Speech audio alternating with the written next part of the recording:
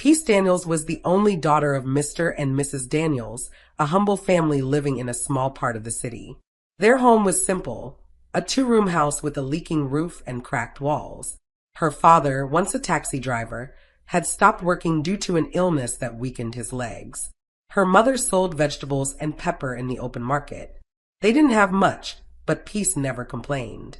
She was soft-spoken, respectful, and beautiful in a quiet way. Her skin was dark and smooth like evening clay after rain. She always tied her hair in a simple bun and wore long gowns her mother made from leftover fabrics. She didn't paint her face or wear earrings. She believed in modesty and grace. Peace had just finished secondary school and was hoping to gain admission to study nursing. She loved helping people and often dreamed of wearing a white uniform, working in a clean hospital where her mother wouldn't have to suffer anymore. Her life was peaceful until Henry Cole crossed her path. Henry was the only son of Mr. Cole, a wealthy businessman known across the city. They owned several supermarkets and rented apartments.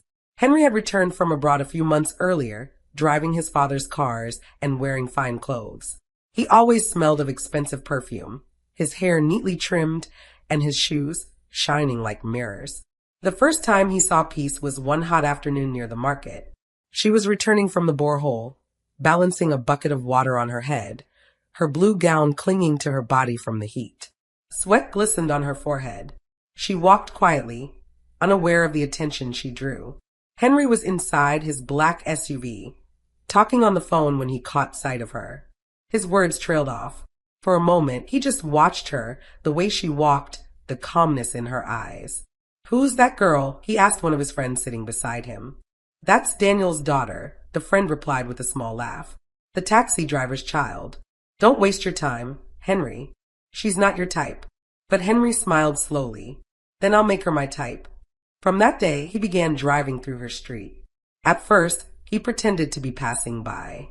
Sometimes, he stopped to greet neighbors or ask silly questions about the road. But everyone knew he wasn't there for them. His eyes always searched for Peace. She noticed him, of course.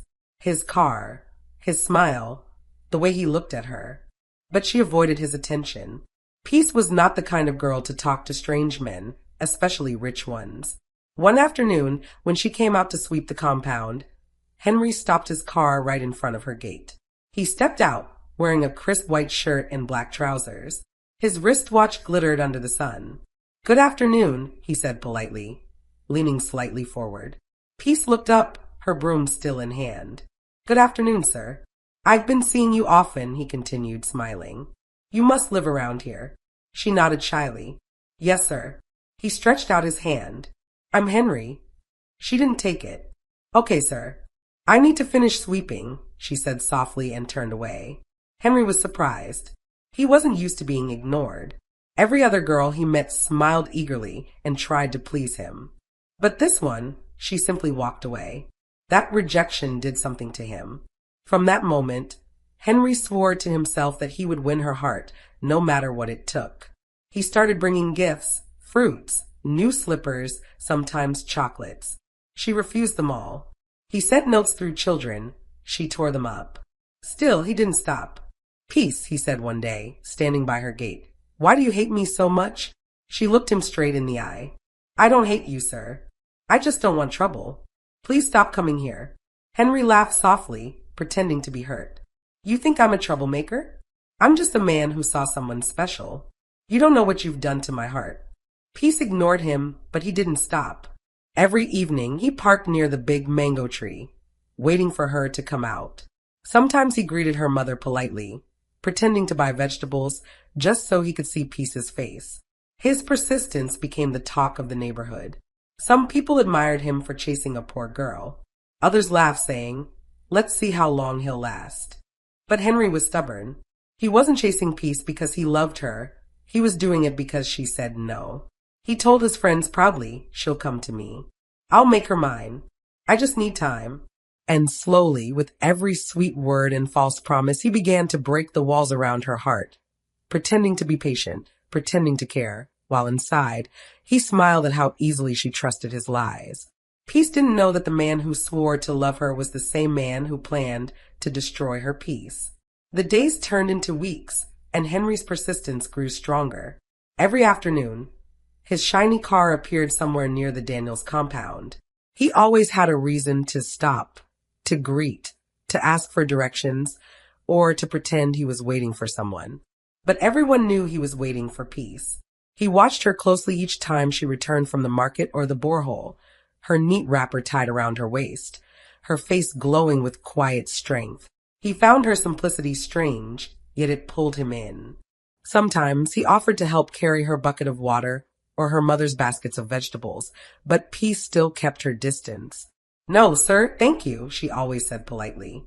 But one evening, when she came home from the market and found him sitting quietly on the broken bench outside their gate, she stopped. His eyes were tired. His voice was softer this time.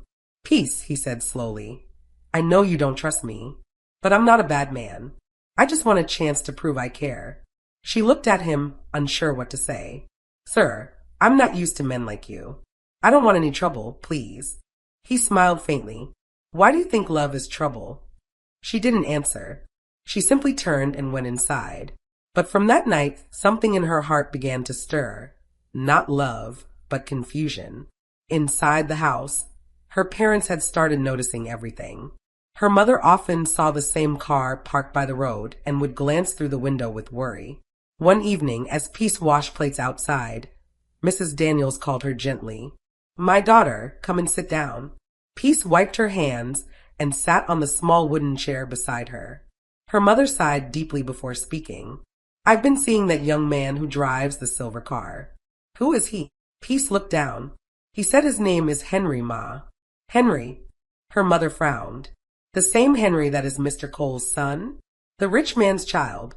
Peace nodded quietly. Mrs. Daniels shook her head. "My daughter, be very careful. Rich men's sons are like the wind. They come with promises and leave with tears. You are not in his world, Peace. Don't let him fool you."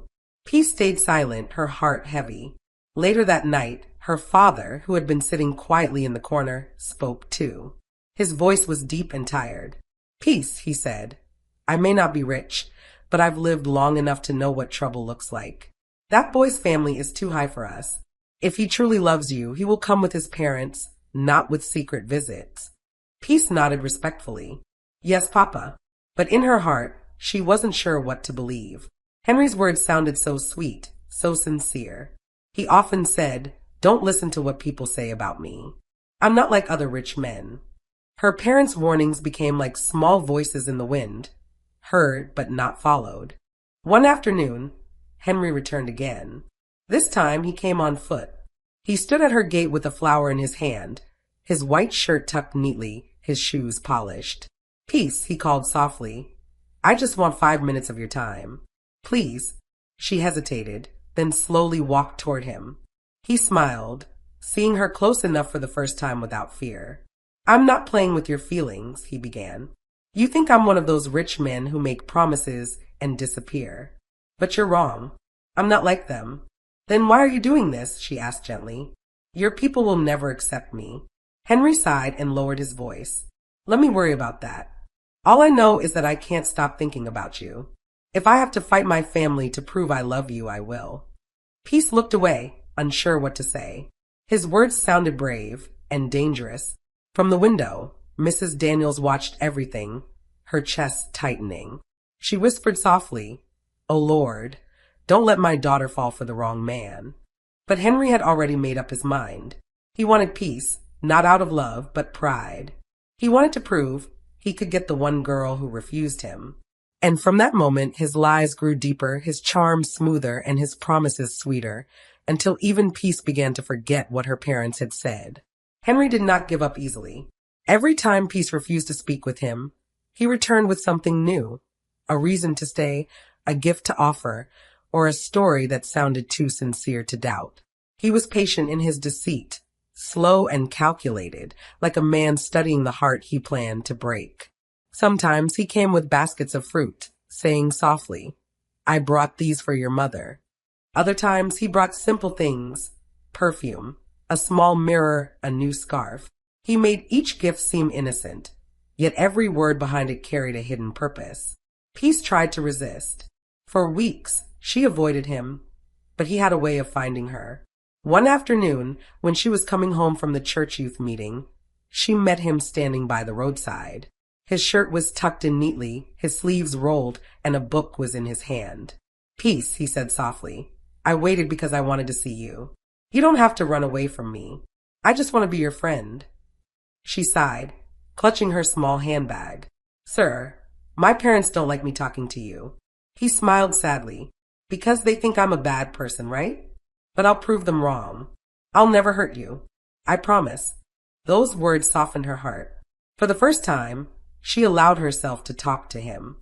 They stood by the roadside that evening, talking about everything, about school, dreams, and the kind of life she wanted. Henry listened with gentle eyes and a charming smile. That night, Peace went home thinking about him. She didn't tell anyone, but something in her heart had shifted. A few days later, Mrs. Daniels noticed her daughter humming softly while cooking. "Peace," she said, narrowing her eyes, "you've been smiling too much these days. Tell me the truth. Are you still seeing that rich boy?" Peace's hands froze. "No, Mama, we only talk sometimes." Her mother sighed deeply and sat down. "My daughter, listen to me well. There's a kind of love that blinds before it burns. Those rich people's sons, they play with poor girls like toys. When they get what they want, they leave." "Mama, he's not like that," Peace said quietly. "He's kind." "Kind?" Her father's voice came from the doorway. He had been listening all along. "Peace, that boy's kindness is a rope. Once you take it, he'll pull you until you can't escape. You're too young to understand their tricks." But Peace had already closed her heart to their warnings. She wanted to believe Henry's gentleness, his smile, his promises. Henry began to visit more often, always pretending to respect her parents. He would greet her father politely and buy vegetables from her mother, making himself look harmless. Everyone in the neighborhood started talking. "He must really love her," one woman said. "Look at how humble he acts." But another replied, "Don't be fooled. Rich men don't chase poor girls for marriage. There's something he wants." Henry heard those words too, but he didn't care. He was winning. At night, he would send Peace small notes through the little children on the street. "You make my days brighter. I can't stop thinking about you. If I have to fight the world for you, I will." She hid those notes inside her Bible, reading them every night before sleep, smiling to herself. Her heart belonged to him completely now. Her mother saw the change. Peace no longer sang in the mornings. She no longer helped at the market or sat beside her father in the evenings. She was always looking at the road, waiting for Henry's car. "Peace," her mother said one morning. "Love is not about sweet words. It's about truth. Open your eyes before it's too late." But Peace didn't answer. Love had already blinded her. She believed Henry was different, gentle, sincere, and true. She didn't see that each word, each gift, and each promise was a string in the web he was weaving around her heart. The city had entered its rainy season. Each evening, the sky turned gray and the wind carried the smell of wet dust. Peace loved that time of the year. The sound of the rain on their old zinc roof always calmed her heart. But now, whenever the clouds gathered, she thought of Henry. She would look through the window, waiting to see if his car would appear before the rain began. And often it did. Sometimes he came holding an umbrella and 2 meat pies in a paper bag. Other times, he brought roasted corn or ground nuts from the roadside. His visits became part of her evenings, and slowly, her fear of him began to fade. "Peace," he would say softly. "You're not just another girl to me. I've met many, but none touched me like you did." She would blush and turn away. "Sir, please, don't say such things." "I'll keep saying them until you believe me," he replied, smiling. She tried to resist his charm, but it was like fighting the rain with bare hands. His voice was gentle, his manners polite, and his attention made her feel seen in a way she had never felt before. One evening, as she came home from the market with her mother, they met Henry standing by the gate, holding a bag. He greeted warmly. "Good evening, Mama." Mrs. Daniels frowned. "Evening. What are you doing here again?" "I just came to give Peace this," he said, raising the bag. "It's some groceries. Nothing expensive." Mrs. Daniels looked at him coldly. "We didn't send you. Please take it back." Henry smiled politely. "I respect that, Ma. I only wanted to help." He handed the bag to Peace and left without argument. When they entered the house, Mrs. Daniels turned sharply to her daughter. Why did he come again? How many times will I warn you to stay away from him? Mama, he just wanted to help, Peace whispered. He's not a bad person. Help? Her mother said bitterly. When a man keeps helping a poor girl for no reason, it's because he's buying her heart. And when he finishes, he'll sell her shame back to her. Her words stung, but Peace said nothing. She looked at the bag in her hand, a small pack of milk, sugar, rice, and a new wrapper. No one had ever given her such things before. That night, she couldn't sleep. She replayed Henry's smile in her mind, the kindness in his voice. Maybe her mother was wrong, she thought. Maybe Henry was truly different. Henry knew exactly what he was doing. The more they warned her, the more he appeared. Patient, calm, and harmless. He would send gifts through neighbors, books, food, little notes that said, "For my peace." He never raised his voice, never forced her to do anything. That was what made his lies powerful. He knew the kind of girl she was: simple, innocent, longing to be loved truly. One day, he asked to meet her in front of the small church near the park. The rain had stopped that evening, and the air smelled fresh. Peace arrived quietly, holding a small bag close to her chest. When she saw him standing there in a brown jacket and clean trousers, her heart beat faster. He looked sincere, like a man who meant every word. "Thank you for coming," he said softly. "I didn't think you would." Peace looked at him shyly. "You said it was important." "It is," Henry said. He took a deep breath, lowering his voice. "Peace, I can't lie to you. I've tried to stay away, but I can't. You're all I think about. I want to be part of your life." She stood frozen, unsure what to say. "I know your parents don't like me," he continued, "but that's because they don't know who I am inside. I'm not just my father's son, Peace. I have my own heart too." There was something in his tone that made her believe him. She had never seen such honesty in a man's eyes, or so she thought. "Henry," she whispered, "what if your people find out?" He smiled faintly. "Let them. I don't care what anyone thinks. You're the one I want." And right there, under the dim light from the church's lantern, Henry took her hand for the first time. His fingers were warm, his touch gentle, and his words wrapped around her like a soft blanket. That night, when Peace got home, her mother noticed her glowing face and sighed deeply. "I warned her," she murmured to her husband, "but I can see she's already lost." Mr. Daniels sat quietly, his eyes filled with sadness. "When a young girl believes lies that sound like love," he said slowly, "even truth begins to sound like jealousy." They both sat in silence, knowing their daughter's heart was no longer theirs to protect. It had been more than a month since that rainy night when Henry held her hands and promised forever. Peace counted the days, her heart always racing at the sound of a passing car. Each evening she waited by the small window, hoping to see his familiar smile. But Henry didn't come. At first she thought he was just busy. She told herself he would return, that he was a good man who would keep his word. But soon, fear began to creep into her heart. When she missed her monthly flow, the fear grew stronger. She waited another week, praying it was nothing. But when her stomach began to feel heavy and she woke up sick each morning, the truth became too loud to ignore.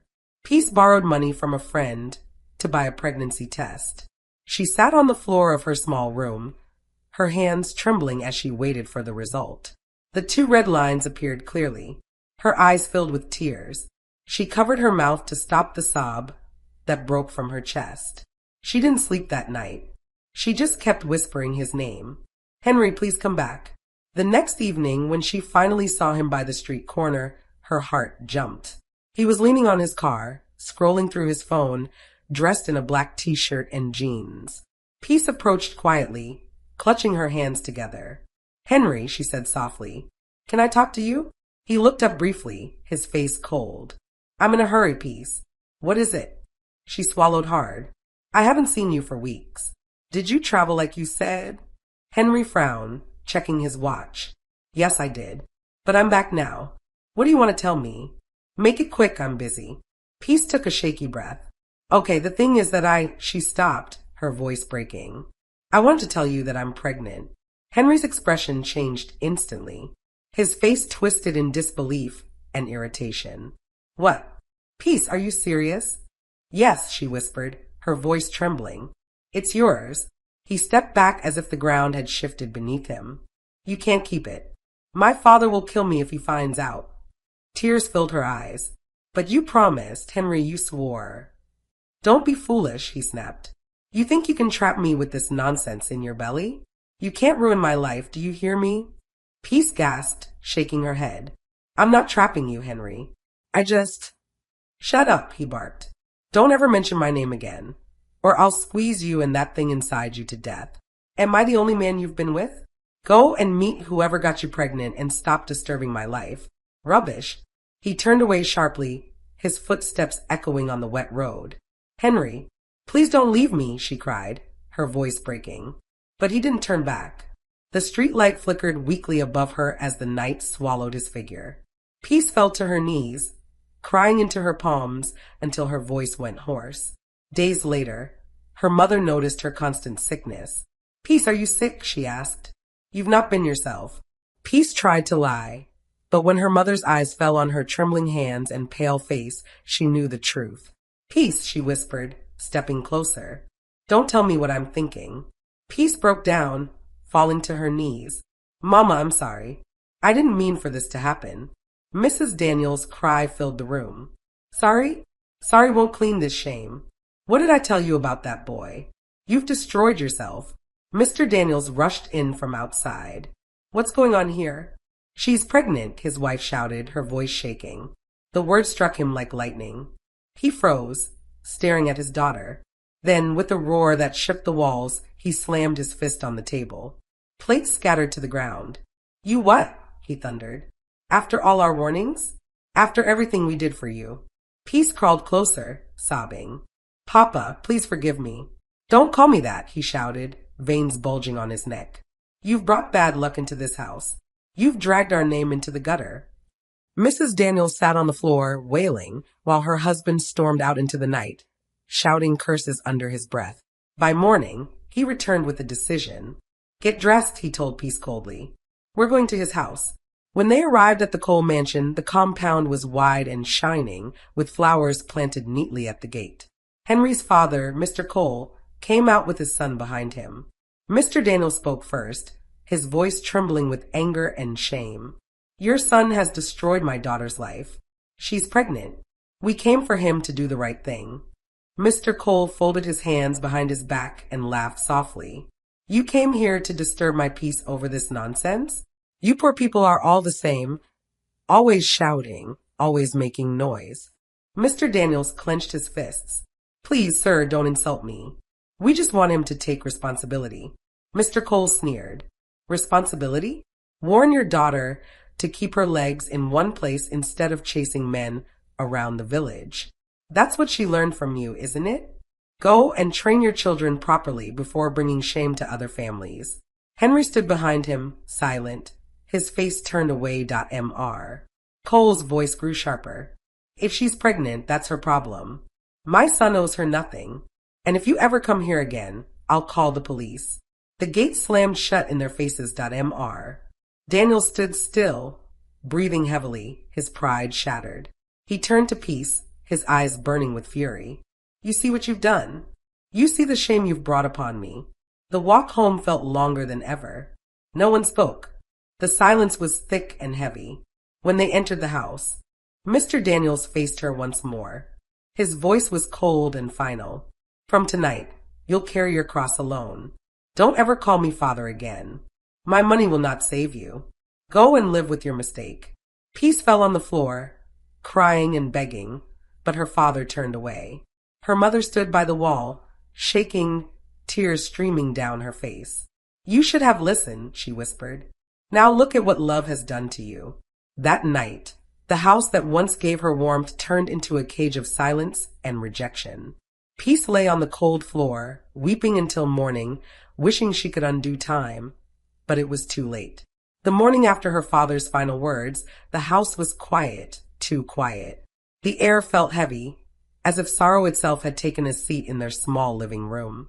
Peace sat in the corner, her eyes swollen from crying through the night. Her hands rested on her knees, trembling. Every sound outside, the call of the bread seller, the whistle of the early wind, felt distant and cruel. Mrs. Daniels moved around slowly, not speaking to her daughter.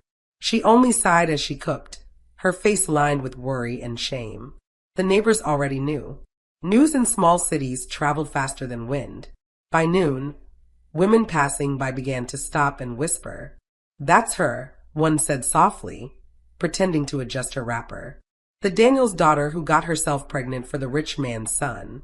Another replied, I knew that boy was only playing with her. Poor thing." Peace heard every word through the window. Each whisper cut deeper than the last.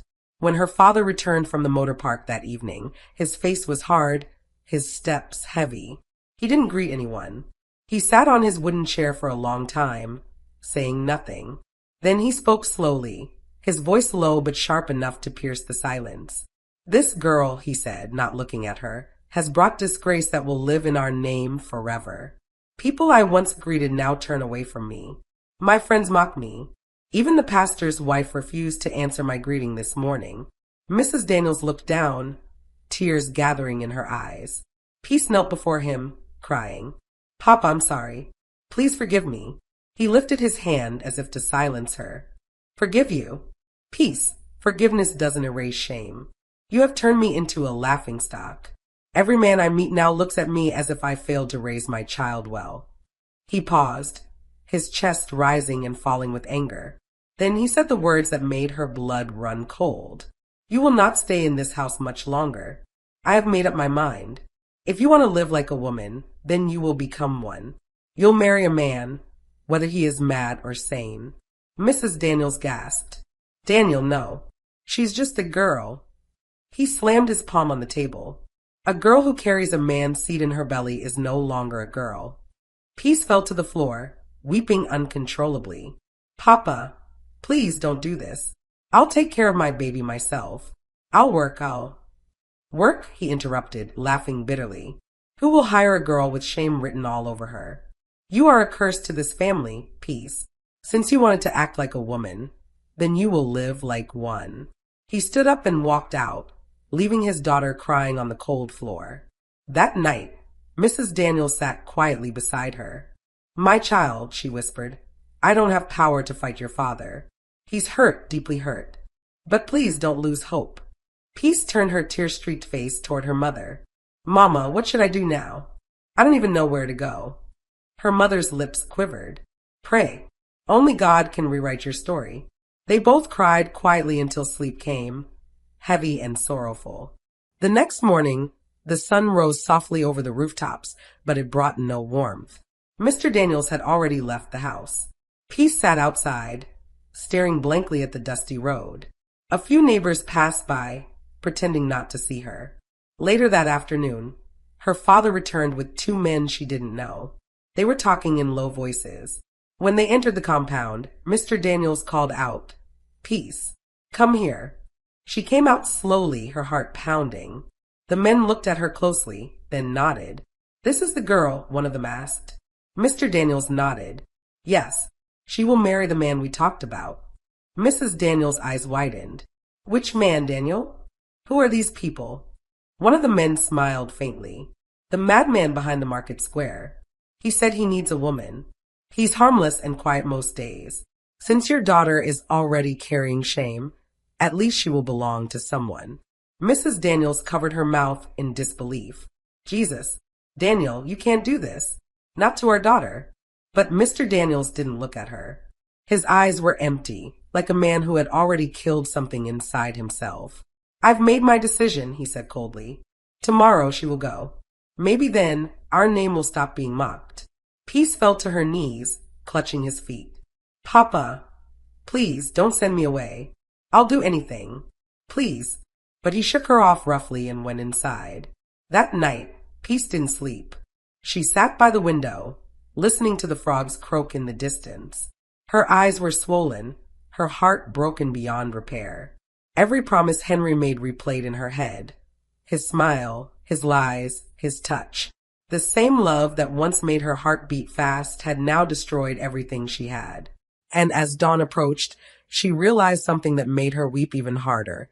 She was no longer just the girl her parents once loved. She had become their disgrace, and tomorrow she would be given away like an unwanted thing.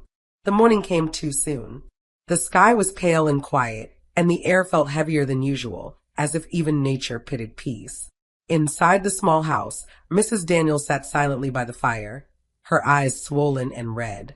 She had not slept all night. Every few minutes, she looked toward her daughter's room, hoping her husband would change his mind. But Mr. Daniels was already awake, sitting outside with a blank face, his jaw tight. Peace came out slowly, her feet bare, her eyes hollow. She wore an old white gown her mother had once kept for church harvest. It no longer fit well. The edges were torn, the color faded. Yet her father insisted she wear it. "This is the only dress fit for a wedding," he said coldly. Mrs. Daniels followed behind, weeping softly. "Daniel, please, don't do this to our daughter. People will mock us more." "Let them mock," he replied. "At least they will stop calling me the father of a useless girl." By mid-morning, the news had already spread across the city. "Daniels is giving his daughter to the madman behind the market," people whispered. Some came out of curiosity, others for laughter. Women carried baskets, but forgot to sell anything. Young men leaned against trees, shaking their heads. "What a pity," one said. "She used to be so beautiful." At the open ground behind the market, the so-called groom waited. He was known simply as Jonas the Madman. His hair was rough, his clothes dirty, and he spoke to himself while pacing. Children threw pebbles at him from a distance until an elder warned them to stop. When Peace arrived with her parents, the crowd went silent for a moment. She looked like a ghost, pale, trembling, her lips dry. Her hands shook as she held the old Bible her mother forced into her palms. The local pastor stood beside a wooden table that served as an altar. His voice trembled slightly when he began to speak. "We are gathered here to join these two in holy matrimony." Some people laughed under their breath. Others covered their mouths, pretending to pray. Peace stood still, tears streaming silently down her face. Jonas kept muttering to himself, sometimes smiling for no reason, sometimes staring at the ground. When it was time to say the vows, the pastor cleared his throat. "Jonas, do you take this woman to be your wedded wife?" Jonas blinked, then grinned widely. "She's pretty," he said loudly, causing another wave of laughter from the crowd. The pastor turned to Peace. "And you, Peace Daniels, do you take this man as your husband?" She opened her mouth, but no words came. Her mother's soft sobs broke the silence. Mr. Daniels' face remained stone-hard. The pastor repeated the question. Peace lowered her eyes and whispered, "Yes, I do." The crowd gasped. Some laughed. Others shook their heads sadly. When the ceremony ended, a few people clapped mockingly. Jonas took her hand, still muttering and smiling to himself. Peace couldn't look up. Her tears fell silently onto the dry earth as they walked toward the small hut prepared for them behind the market. That night, Mrs. Daniels sat alone at home, weeping uncontrollably. "Lord, what did my child ever do to deserve this?" she cried. But her husband said nothing. He only stared at the wall, his pride wounded beyond repair. In the small hut, Peace sat quietly on the wooden floor, her eyes swollen from crying. Jonas lay on the mat, humming to himself. Every sound from him made her heart twist. The smell of damp clothes and unwashed skin filled the air. She hugged her knees and whispered to herself, "This is my punishment."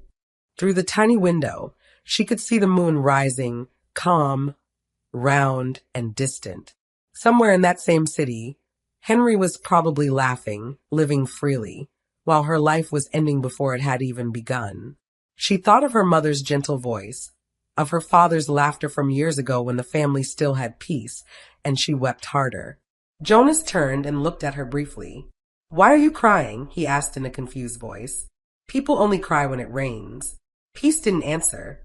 She just wiped her face and turned away. The night stretched endlessly, filled with the distant sound of drums from the market square and her own quiet sobs. By morning, the news had spread across the city. Peace Daniels, the once beautiful daughter of the taxi driver, had married the madman. The laughter of the villagers echoed in every corner. And though Peace tried to hide her face when she went to fetch water, she could still hear them whispering. There she goes, the madman's wife. Far away from the little hut behind the market, laughter filled the city night. Henry sat with his friends in his father's house, bottles of beer scattered across the table. The television played softly, but none of them cared about what was showing. They were too busy talking about Peace, the girl Henry once claimed to love. "Guy, you be bad man, oh," one of them said, laughing loudly. "So that poor girl really married that madman behind the market? You finish work." Another shook his head in amusement. "You see how she wanted to trap you? Now she's living with a madman. Chai, Henry, you're a legend." Henry leaned back on the sofa, proud and satisfied. He lifted his glass, his lips curved into a smirk. "I told you boys, no girl can play me. She thought tears could hold me down. I warned her, didn't I?" They burst into laughter again, raising their bottles to toast him. To the boss himself, they cheered. Henry raised his head proudly. Let her enjoy her new life with her mad husband. Moments later, his father entered the sitting room, smiling faintly as he overheard them. Mr. Cole sat beside his son and patted his shoulder. "My boy," he said, "you did well.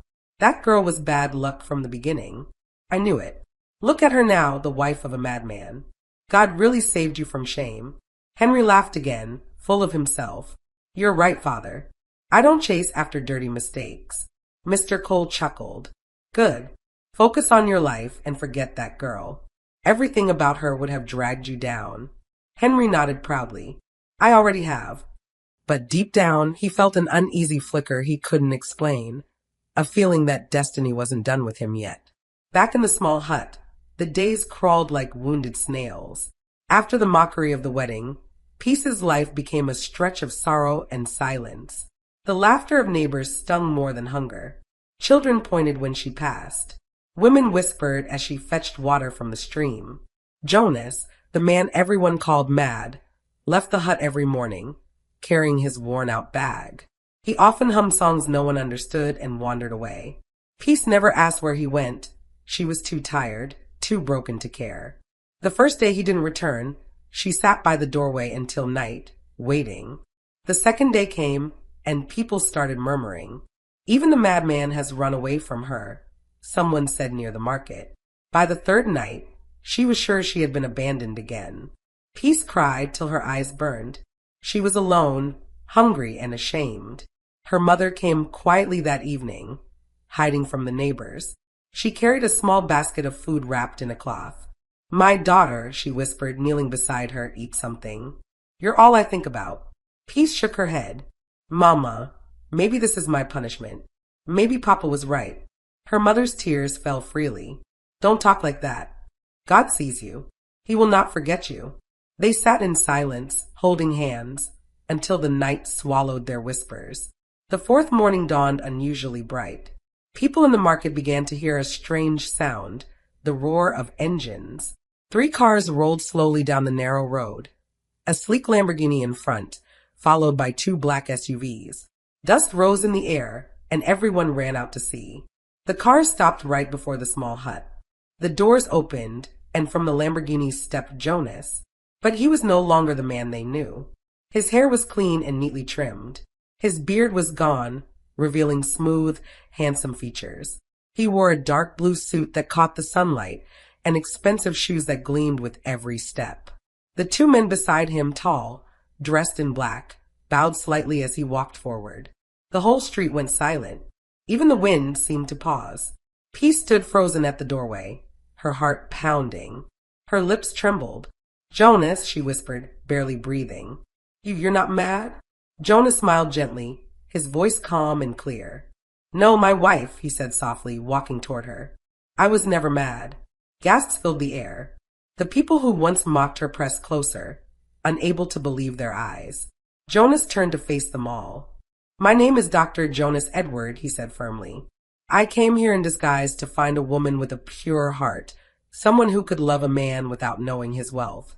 The world is full of lies, but this woman, Peace Daniels, showed me a kind of love that even money cannot buy." For a moment, no one spoke. The same villagers who once laughed now bowed their heads in shame. From the edge of the crowd, Mr. Daniels and his wife pushed forward. Her mother's face was wet with tears. Her father's legs shook as he stepped closer. He fell to his knees before Jonas, his voice cracking. "My son, forgive me," he said, his words trembling. "I didn't know. I called you mad. I cursed my own daughter. I thought I was doing right, but I was blind." Tears streamed down Peace's face. She covered her mouth and wept as Jonas reached out his hand to her father. "Get up, father," Jonas said gently. "Your words came from pain, not hatred. What's done is done. Today, let's forgive and begin again." Mr. Daniels stood slowly, tears running down his cheeks. "God bless you, my son. You've shown me mercy greater than I deserve." Jonas turned to Peace and held out his hand. "Come home with me," he said softly. That evening, Peace rode beside her husband in the shining Lamborghini. Her hands trembled as she looked at him, still unable to believe he was real. The two black SUVs followed behind as they left the dusty road for the smooth highway leading to the city. When they arrived, she gasped. The mansion stood like a palace, marble walls, glass windows, gardens that stretched like fields. Inside, maids hurried to welcome them, bowing respectfully. "This is our home," Jonas said, smiling as he guided her inside. For the first time in months, Peace's tears were not from pain, but joy. Days turned into weeks, and life blossomed again. Jonas treated her like a queen. Mr. and Mrs. Daniels often visited, their hearts full of gratitude and repentance. But when the story reached Henry, it struck like thunder. He was sitting in his office when one of his old friends came running in, nearly breathless. "Henry, you won't believe it. That madman your girl married, he's not mad. He's a billionaire." Henry froze, his pen dropping from his hand. "What did you say?" The friend nodded quickly. "He came back to the village with the convoy. The girl you mocked, she's now living in a mansion." Henry's face darkened. He stood up slowly, his fists clenching. "No, that can't be." That evening, he stormed home and faced his father. "Did you hear the news? That girl is married to a billionaire." Mr. Cole shrugged. "Let her enjoy her luck. You escaped trouble." Henry's eyes burned. "No, father. She doesn't deserve it. She was supposed to suffer, not live in gold. She's carrying my child. That baby is mine." His father stared at him, confused. "Henry, are you mad? You said the baby wasn't yours." Henry paced the floor angrily. "I changed my mind. I'll get that child back if it's the last thing I do." 9 months later, Peace gave birth to a bouncing baby boy. The mansion filled with joy and laughter. Jonas held her hand tightly as the nurses placed the baby in her arms. "You've given me everything, my love," he whispered. But their peace didn't last long. 2 days after she returned home, black cars pulled up at the gate, this time carrying Henry and his father. They stormed in, faces hard, voices loud. The mansion fell silent. Jonas stood, calm but cold, his arm around his wife. Peace held her baby tightly, trembling. Peace asked him, "Henry, what are you doing here?" But Henry scoffed, "Stop pretending like you did not know why I'm here. But I will tell you I have come for my child." And Joan stepped in and said, "You did not have any child here." But Henry said, "That's my child," he shouted. "You hear me? Peace, that baby is mine. Give me my son." The room went still. Jonas rose slowly, his eyes calm but fierce, while Peace clutched the baby to her chest, tears filling her eyes.